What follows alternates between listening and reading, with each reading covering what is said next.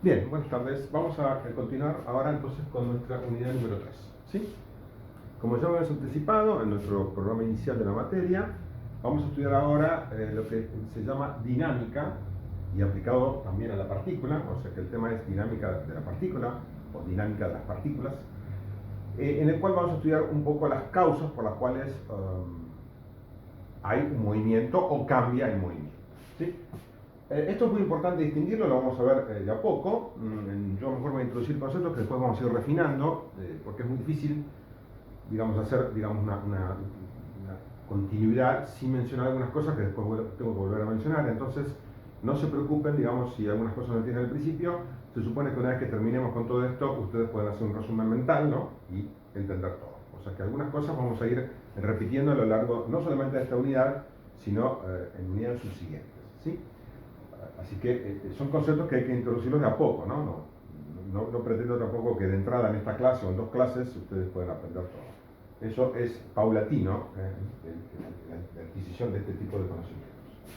Entonces vamos a ver que al principio se hablaba de causas del movimiento, por qué un cuerpo está quieto y por qué después se mueve, por ejemplo. ¿Cuál es la causa por la cual si esto está quieto y lo suelto comienza a moverse? ¿Y por qué está quieto al principio? Todo ese tipo de cosas.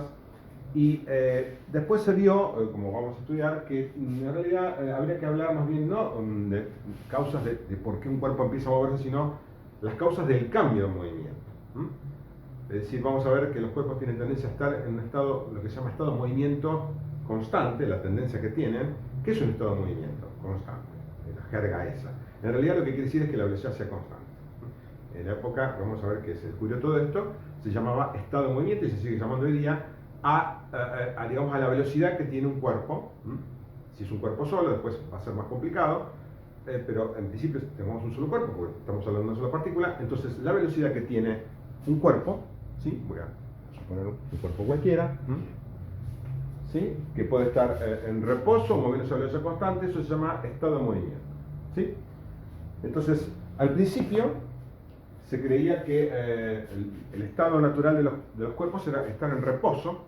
Entonces, ¿cuál es la pregunta que se hacía? ¿Por qué los cuerpos se mueven? ¿No? Si están en reposo. Es el estado natural, ¿por qué?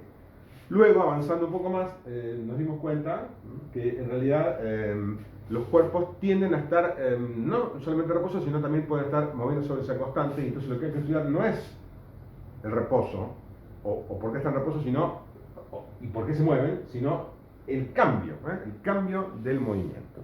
¿Qué significa el cambio de movimiento? Cambiar básicamente, en el caso de una partícula, la velocidad. O sea, una palabra, vamos a ver en un video posterior que los cuerpos tienden a estar a velocidad constante. El caso en particular puede ser cero, pero es un caso particular. El caso general es que la velocidad sea constante. Entonces la pregunta que me hago es, si la velocidad es constante en un cuerpo, ¿por qué cambia? ¿Cuál es la causa por la cual cambia esa velocidad? Y eso lo llamamos cambio de estado de movimiento o cambio de movimiento. El esquema que nos vamos a plantear y que se planteó Isaac Newton, inglés, nació en 1642 y murió en 1797, se planteó el siguiente esquema. En particular les digo que Newton nació el mismo año que murió Galileo, para ponerlo en forma contextual. Yo estas fechas las doy no para que ustedes las aprendan, porque yo tampoco me las acuerdo, las tengo que machetear a veces, no me acuerdo de memoria. Simplemente para ponerlo en contexto. ¿En qué año fue? Más o menos si tienen una idea de cómo fue el desarrollo de la física. El esquema sería así entonces. Tengo una partícula conocida. Vamos a ver que necesito conocer la partícula y alguna propiedad que tenga esa partícula. Las partículas no son todas iguales, como ustedes imaginarán. Tienen alguna propiedad distinta que tengo que descubrir. ¿Cuál es la propiedad que está involucrada en el cambio de movimiento? Las partículas, como ustedes saben, pueden tener muchas propiedades, ¿sí? La textura, la forma, el volumen, alguna otra cosa sensorial, que por ejemplo el peso, que vamos a hablar mucho después de eso, pero uno al principio, si lo tiene con la mano, se da cuenta que uno es más pesado que otro. En fin, la temperatura, mil cosas puede tener las partículas, propiedades distintas. Pero vamos a ver cuáles son las propiedades que están involucradas en nuestro problema. No todas van a estar involucradas en nuestro problema. Entonces, ¿cuáles son las propiedades conocidas de la partícula? Las tengo que tener en cuenta para ver por qué cambia el estado de movimiento. Después tengo que conocer el medio ambiente. El medio ambiente lo tengo que conocer. ¿Qué significa conocer el medio ambiente? Como ustedes imaginan, esto también apela un poco al conocimiento cualitativo que tienen. No es lo mismo estar en la Tierra que en la Luna, que en el espacio, por ejemplo, o en Júpiter. No es lo mismo tirar, por ejemplo, un cuerpo en una mesa, en una bola de billar, por ejemplo, en una mesa de paño, que tirarla en la arena, o en una mesa de granito. Por ejemplo, ustedes pueden imaginar, agarro una bola de billar. Si mi mesa de billar tuviera arena, ¿qué pasaría con las bolas de billar? Piensan un poco, no les voy a dar la respuesta porque es obvia.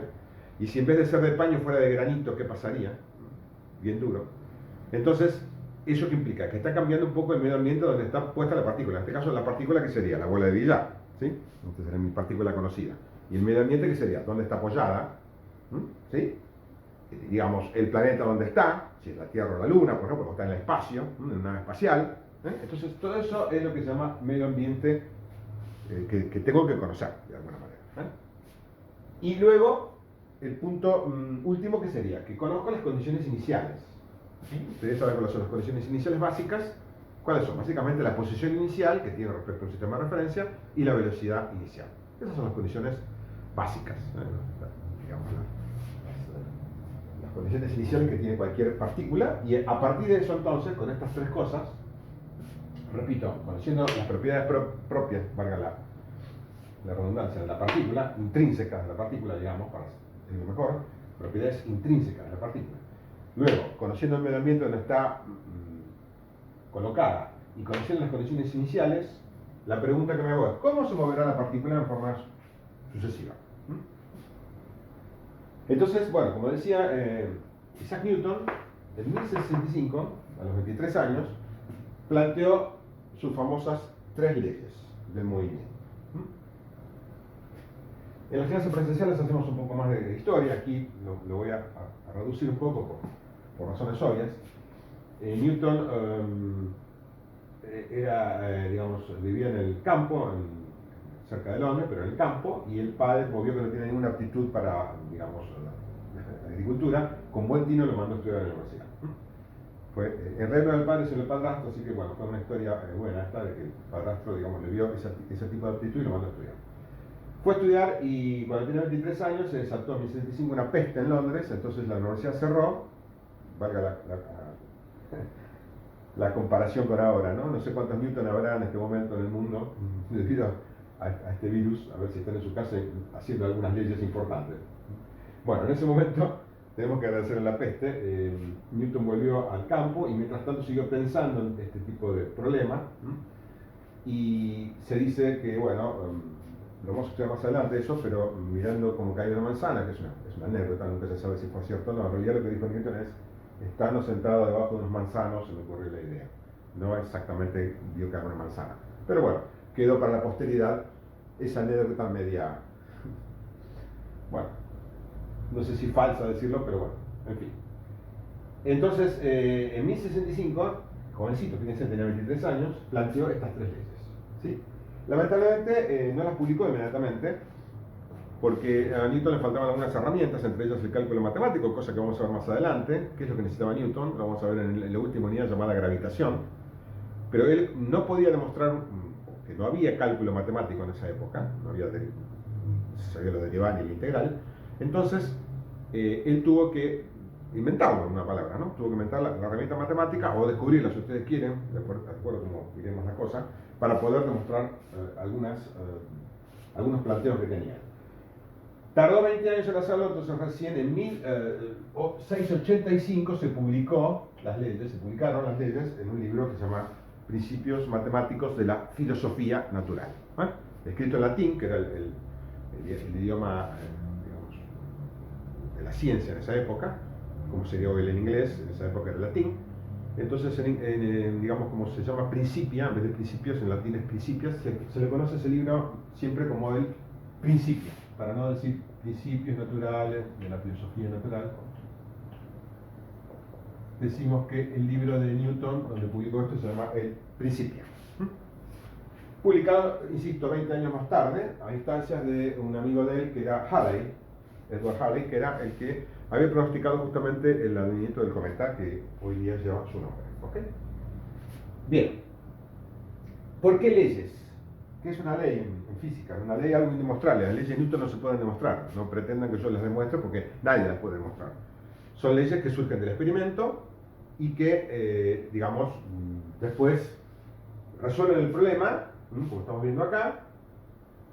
Esas leyes, tal que coinciden con los experimentos, las leyes que plantea Newton, predicen experimentos nuevos, o sea, no solamente explican, porque siempre ustedes saben que hace una buena teoría de física, explica el pasado y predice el futuro, ¿no?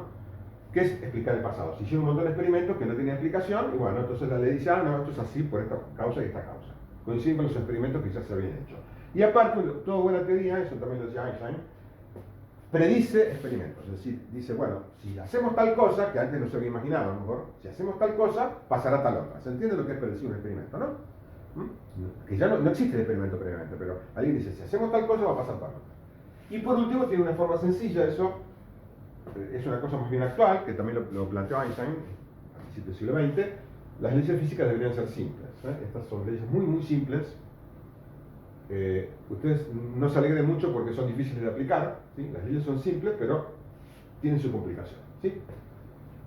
En estas leyes, Newton introduce dos nuevas magnitudes que hasta ahora nunca hemos hablado, que se llaman fuerza y masa. Fuerza, F mayúscula, es un vector, como vamos a ir viendo, y masa, M minúscula, es un escalar. ¿Okay? Son dos nuevas magnitudes que él introduce simultáneamente en sus leyes. Magnitudes que antes no existían.